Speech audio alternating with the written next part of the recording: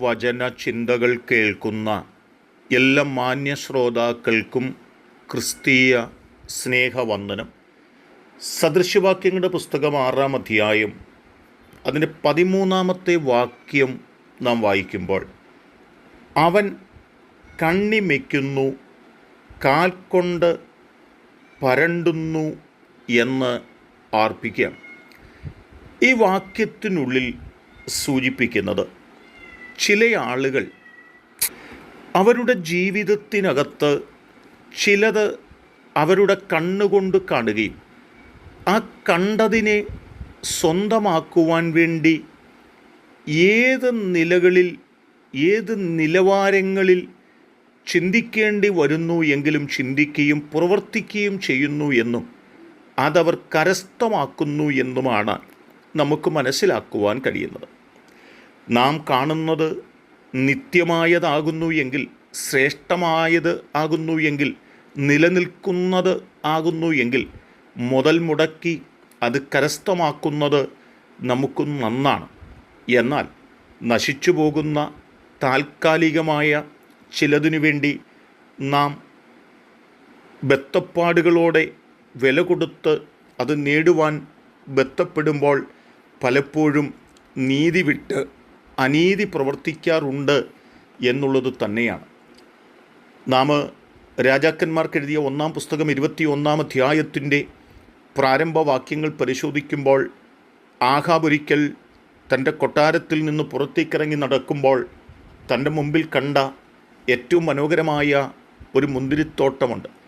ആ മുന്തിരിത്തോട്ടം കണ്ടപ്പോൾ തനിക്കത് സ്വന്തമാക്കണമെന്ന് ആഗ്രഹമുണ്ടായിട്ട് തൻ്റെ കയ്യിലുണ്ടായിരുന്ന ദ്രവ്യം കൊടുത്ത് അത് കരസ്ഥമാക്കുവാൻ വേണ്ടി ആഗ്രഹിച്ചു.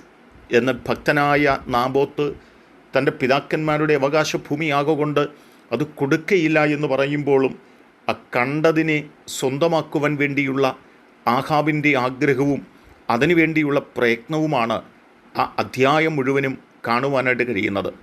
ആഗ്രഹിച്ചത് നേടുക എന്നുള്ളത് തൻ്റെ ആഗ്രഹമായിരുന്നു. തൻ്റെ ഭർത്താവ് ആഗ്രഹിച്ചത് നേടിക്കൊടുക്കുക എന്നുള്ളത് ഇസബേലിൻ്റെ ആഗ്രഹമായിരുന്നു. പക്ഷേ അത് നേടിയെടുക്കുവാൻ വേണ്ടി അവർ തിരഞ്ഞെടുത്ത വഴി അത്ര നല്ല വഴിയായിരുന്നില്ല, തിന്മയുള്ള വഴിയായിരുന്നു, ഭക്തനെ നശിപ്പിക്കുന്ന വഴിയായിരുന്നു എന്നൊന്നും ചിന്തിക്കാതെ കണ്ടത്, ആഗ്രഹിച്ചത് നേടിയെടുക്കുവാൻ വേണ്ടി വില കൊടുത്ത് പ്രവർത്തിക്കുകയും ആ ഭക്തനെ ഇല്ലായ്മ ചെയ്തുകൊണ്ട് അത് നേടിയെടുത്തു എന്നും രേഖപ്പെടുത്തപ്പെടുകയാണ്. പക്ഷേ അത് നശിച്ചു പോകുന്നതായിരുന്നു, അത് താൽക്കാലികതയുള്ളതായിരുന്നു. അത് നേടിയെടുത്തെങ്കിലും അതുകൊണ്ട് വിശേഷപ്പെട്ട നന്മകളും അനുഗ്രഹങ്ങളും ഒന്നും അനുഭവിപ്പാൻ കഴിഞ്ഞില്ല എന്ന് മാത്രമല്ല, അത് നാശത്തിനും തകർച്ചയ്ക്കും കാരണമായി തീർന്നുവെന്നും രേഖപ്പെടുത്തപ്പെടുന്നുണ്ട്. എന്നാൽ പുതിയ നിയമത്തിനകത്ത് ഒരു മനുഷ്യൻ പാടത്തുകൂടി നടന്നു പോകുമ്പോൾ ഏറ്റവും മനോഹരമായ ശ്രേഷ്ഠമായ ഒരു നിധി ഒരു പാടത്തിരിക്കുന്നത് കണ്ടിട്ട് താൻ അത് മറച്ചു വെച്ച ശേഷം താൻ വീട്ടിലെത്തി തനിക്കുണ്ടായിരുന്നതെല്ലാം വിറ്റ് ആ കണ്ടത് നേടിയെടുക്കുവാൻ വേണ്ടി, ആ ശ്രേഷ്ഠമായത്, ആ ഗുപ്തമായത്, ആ ഉന്നതമായത്, ആ നിലനിൽക്കുന്നത് കരസ്ഥമാക്കുവാൻ വേണ്ടി താൻ ബദ്ധപ്പാടോടെ തനിക്കുണ്ടായിരുന്ന വിലപിടിപ്പുള്ള പലതും വിറ്റിട്ട് അതിനേക്കാൾ ഉത്തമവും ശ്രേഷ്ഠവുമായിട്ടുള്ള ആ വയൽ താൻ സ്വന്തമാക്കുകയും അതിനകത്തുണ്ടായിരുന്ന ആ നിധി താൻ നേടിയെടുക്കുകയും ചെയ്യുമ്പോൾ അവിടെയും കണ്ടതിനെ നേടുവാൻ വേണ്ടിയുള്ള ഒരാഗ്രഹവും ഒരു പ്രയത്നവുമാണ് കാണുവാൻ കഴിയുന്നത്.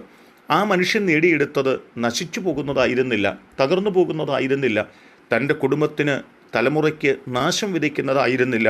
ഏറ്റവും ശ്രേഷ്ഠവും ഉന്നതമായ ഒന്നിനെയാണ് താൻ കണ്ടത് നേടണമെന്ന് ആഗ്രഹിച്ചത്. എന്നെ കേൾക്കുന്ന പ്രിയപ്പെട്ടവരെ, നശിച്ചു പോകുന്ന ചിലത് കണ്ടിട്ട് നേടുവാൻ വേണ്ടി തിന്മ കൈമുതലാക്കിയത് നേടിയെടുത്ത് നശിച്ചു പോവുകയല്ല, ഗുപ്തമായ ശ്രേഷ്ഠമായ നിലനിൽക്കുന്ന ഒന്നിനെ കരസ്ഥമാക്കുവാൻ വേണ്ടി നാം ആഗ്രഹിക്കുകയും അതിനുവേണ്ടി പ്രയത്നിക്കുകയും അതിനെ നേടിയെടുക്കുകയും ചെയ്യുന്നവരായി തീരേണ്ടതിന് നമുക്ക് അത്യുത്സാഹികളായി തീരാം. അതിന് എൻ്റെ കേൾവിക്കാരായ നിങ്ങളെ ഏവരെയും സർവശക്തനായ ദൈവം സഹായിക്കട്ടെ.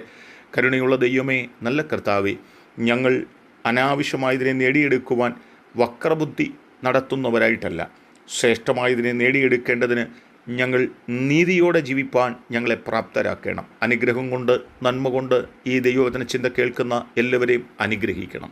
യേശു കർത്താവിൻ നാമത്തിൽ തന്നെ. ആമേൻ.